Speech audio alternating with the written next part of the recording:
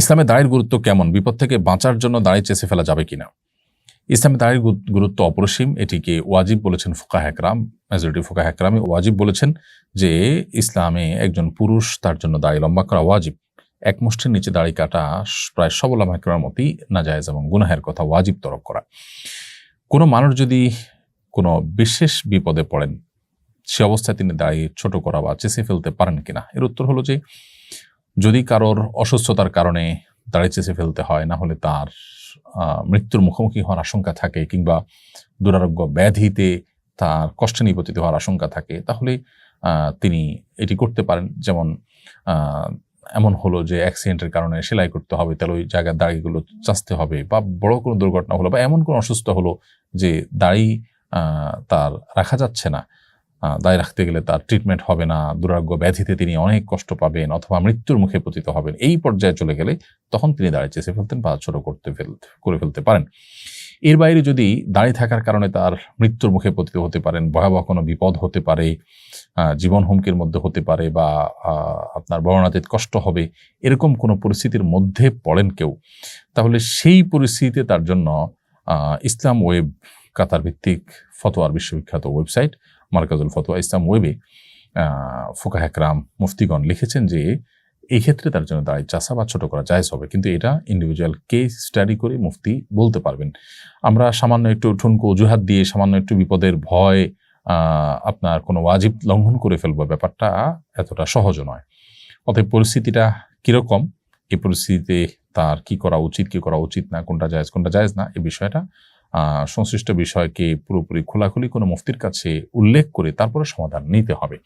তো খোলাসা কথা হলো যে দুরারোগ্য ব্যাধি থেকে বাঁচার জন্য, মরণ ব্যাধি থেকে রক্ষা পাওয়ার জন্য বা ট্রিটমেন্টের অংশ হিসাবে যদি কারো দাড়ি চাচতে হয় কিংবা এমন কোনো বিপদে পড়েন যে বিপদ থেকে দাড়ি চাচা ছাড়া তার বাঁচার উপায় নাই, জীবন রক্ষার প্রশ্ন আসছে বা এই জাতীয় কোনো জটিলতা তৈরি হয়েছে, তাহলে সেক্ষেত্রে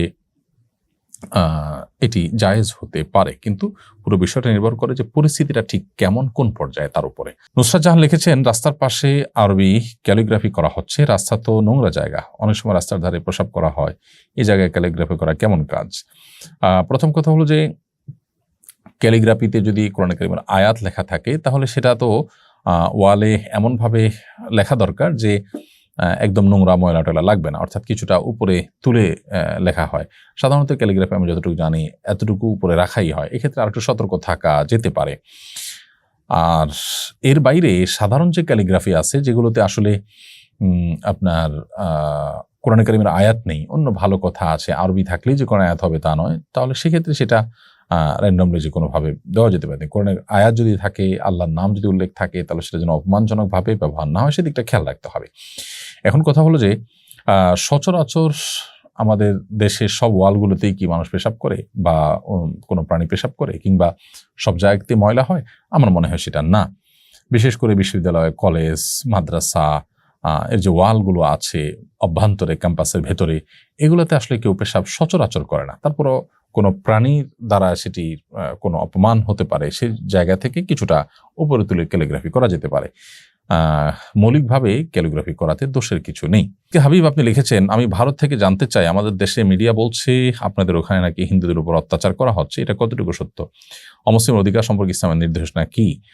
ভাই হাবিব, আপনাদের দেশ থেকে অর্থাৎ ভারত থেকে আপনারা যে মিডিয়ার প্রচারণা দেখতে পাচ্ছেন, আমরা দুঃখজনক হলেও সত্য বলতে চাই আপনাদেরকে যে এটা একরকম মিথ্যাচার হচ্ছে। আমাদের দেশে, আমাদের আশেপাশে যে হিন্দু ভাই বোনরা আছেন তারা ভালো আছেন, নিরাপদে আছেন। বিচ্ছিন্ন যে ঘটনাবলী সেটি তো সব সমাজে কম বেশি হয়ে থাকে। বিশেষ করে আপনাদের প্রতি শ্রদ্ধা রেখে বলতে চাই যে আপনারা আপনাদের দেশ ভারতে আপনারা নিজেরা মুসলমানরা নানাভাবে যে নিগৃহীত আছেন, একের পর সেখানে ধর্মীয় দাঙ্গা এবং মুসলিম নিধন হয়ে থাকে, ঠুনকো অজুহাতে অগণিত মানুষকে হত্যা করা হয়। আমাদের এখানে বাংলাদেশে ইতিহাসে কখনো এরকম কোনো ঘটনা ঘটেনি। বিভিন্ন রাজনৈতিক অস্থিরতায় হিন্দুদের ভালোবাসার দাবিদার মানুষরা অনেক সময় আপনার তাদেরকে গুটি হিসেবে ব্যবহার করে আপনার এ ব্যাপারে প্রপাগান্ডা চালায় থাকে। অতি সম্প্রতি যে ঘটনা ঘটেছে সেখানে বিচ্ছিন্ন কিছু ঘটনা প্রথম একদিন হয়তো হয়েছে, সামান্য কিছু মানুষ হয়তো ক্ষতিগ্রস্ত হয়েছেন। উল্লেখযোগ্য যে ক্ষতি, মানুষের হতাহত হওয়া, ধর্মীয় দাঙ্গা হওয়া, বহু মন্দির ভেঙে ফেলা, এরকম কোনো ঘটনা আসলে এখানে ঘটেনি, আমরা চাক্ষুষ প্রমাণ। কিছু মানুষের ঘর বাড়িতে কেউ আঘাত করেছে দুষ্ট চক্র, সেটা তো আসলে অনেক মুসলমানের বাড়িতেও আঘাত করা হয়েছে। সেটা হিন্দু হিসাবে যতটা হয়েছে তার চাইতে বেশি সরকার দলীয় বিগত সরকারের অনুসারী হিসেবে হয়েছে। বিগত সরকার অনুসারী হিসেবে বহু আওয়ামী লীগের নেতার ঘর বাড়িতে আঘাত করা হয়েছে এবং তাদের ঘরবাড়ি ভাঙচুর করা হয়েছে, লুটপাট করা হয়েছে। তো তারা তো মুসলমান ছিলেন, বিধায় এইটাকে সাম্প্রদায়িক কোনো ঘটনা হিসাবে আখ্যায়িত করা একেবারে ভুল এবং একরকম অবিচার মুসলমানদের প্রতি। আবরার ফাহাদের হত্যাকারীদের কয়েকজন জেলে জসিমউদ্দিন রহমানের সাথে ছিলেন, তারা সবাই কোরআনে কারিমের হাফেজ হয়ে গেছেন। তারা এখন ধার্মিক হওয়ার কারণে তাদের কৃত অপরাধের শাস্তি থেকে কি তারা ক্ষমা পেয়ে যাবে? শরিয়ার বিধান কি এক্ষেত্রে? আমাদের প্রচলিত বিধান তো নিশ্চয়ই আমরা জানি যে এখানে লঘু হওয়ার কোনো কারণ নেই, শাস্তি এর কারণে মওকুফ হয়ে যায় না প্রচলিত আইন অনুযায়ী। কিন্তু শরিয়ার যে বিধিবিধান সেটার আলোকেও আপনি ধার্মিক হয়ে গেলেই কাউকে খুন করলে আপনি সেই দায় থেকে মুক্ত হয়ে যাবেন না। আপনি ধার্মিক হয়েছেন, আল্লাহর কাছে প্রিয় পাত্র হওয়ার পথে আপনি এগিয়ে গেলেন, নিজেকে সংশোধন করলেন, এটা প্রশংসনীয় কাজ আলহামদুলিল্লাহ, কারণ আপনি সব পাবেন। বাট কোনো মানুষকে হত্যার সাথে যদি আপনি জড়িত থেকে থাকেন তাহলে শাস্তি আপনার উপর ঠিকই কার্যকর করা হবে। হ্যাঁ, যদি এমন হয় যে নিহত ব্যক্তির পরিবাররা আপনাকে ক্ষমা করে দেন, তারা তা আপনার কাছ থেকে যে কেসাস প্রাপ্য রয়েছে শরিয়া বিধান অনুযায়ী হত্যার বদলে হত্যা, সেটি যদি তারা মওকুফ করে দেন, বলেন যে আমাদের কোনো দায় দাবি নেই, আমরা তাকে ক্ষমা করে দিলাম, তাহলে সেটি শরিয়া দৃষ্টিকোণ থেকে ক্ষমা হতে পারে। রিফাত হোসেন আপনি লিখেছেন, শহীদ মিনারে বা কোনো স্মৃতিস্তম্ভে মোমবাতি প্রজ্বলন সম্পর্কে ইসলাম কি বলে, এই বিষয়ে জানাবেন দয়া করে। শহীদ মিনারে বা কোনো স্মৃতিস্তম্ভে মোমবাতি প্রজ্বলন ইসলামের শরিয়ার দৃষ্টিকোণ থেকে প্রশংসনীয় কোনো বিষয় নয়। দেশের প্রতি ভালোবাসা, মাতৃভূমির প্রতি ভালোবাসা, মাতৃভূমি, দেশ এবং মানুষের জন্য, মাজলুম মানুষের রক্ষার জন্য যারা জীবন বাজি রেখেছেন তাদের প্রতি শ্রদ্ধা করবার কথাও ইসলাম আমাদেরকে বলে। কিন্তু সেই শ্রদ্ধা ভালোবাসা প্রকাশের যে প্রক্রিয়া সেটা যেন যথাযথ হয়, শরিয়া সিদ্ধ হয়, সেটাই শরিয়া বলে। এমন কোনো কাজ যে কাজের আসলে বৈজ্ঞানিক কোনো ভিত্তি নাই, ধর্মীয় কোনো ভিত্তি নেই, সেটা কোনো অবস্থাতে আসলে গ্রহণযোগ্য হতে পারে না। ধরুন কিছু মানুষ মারা গেছে, তাদেরকে স্মরণ করে আমরা একটা শহীদ মিনার তৈরি করলাম। সেই শহীদ মিনারে আমরা যদি মোমবাতি দেই, হাজার হাজার টাকা, লাখ লাখ টাকা খরচ করে ফুল রাখি, তাতে মৃত মানুষদের কোনো উপকারে আসবে না। এটি না বৈজ্ঞানিকভাবে তার কোনো উপকার আসার কোনো সুযোগ আছে, না ধর্মীয় দৃষ্টিকোণ থেকে উপকার আসার সুযোগ আছে। বরং এই টাকা দিয়ে যদি আমি গরিব দুঃখীদেরকে দান করি আর সওয়াবের বিষয়টি আমি তাদের জন্য সওয়াবের নিয়ত করি যে তাদের তরফ থেকে দান করছি, তাহলে ধর্মীয় দৃষ্টিকোণ থেকে এটি তারা আল্লাহর কাছে সওয়াব পাবেন ইনশাআল্লাহ।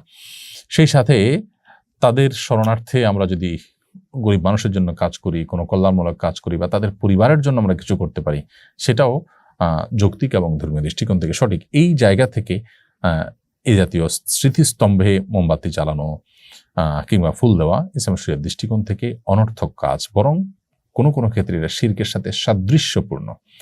কেউ এখানে পুজো করতে চায় না, পূজার নিয়ত করে না, সেজন্য এটা হয়তো সরাসরি শিরক হবে না, কিন্তু শিরকের যে আয়োজন, যেখানে মোমবাতি, ফুল এগুলো থাকে, মুশরিকরা, হিন্দুরা, যারা শিরকে লিপ্ত তারা যেরকম করেন, এখানে অনেকটা তার সাথে সাদৃশ্য হয়। তারা প্রতিমার সামনে দেন, এখানে আমরা একটা স্তম্ভ তৈরি করে স্তম্ভের সামনে দিচ্ছি, ব্যাপারটা অনেকটা কাছাকাছি। তো এই সাদৃশ্য গ্রহণ থেকে আমাদের বিরত থাকা দরকার। এই ব্যাপারে কোনো প্রথিতযশা আলেম সারা বিশ্বব্যাপী কারোর কোনো ভিন্ন মত আছে আমার জানা নেই। আমাদের আজকাল জাগতিক অনেক বিষয় আছে যে বিষয়গুলোর ব্যাপারে হালাল হারাম বাজ বিচার করার মতো হিতাহিত জ্ঞানও আমাদের আর নেই, হারিয়ে ফেলেছি। আমরা সমাজের মূল স্রোতে গা ভাসিয়ে অনেকেই কিন্তু অনেক গুনাহে লিপ্ত হয়ে যাচ্ছি। আস-সুন্নাহ ফাউন্ডেশন, উম্মার স্বার্থে সুন্নাহর সাথে।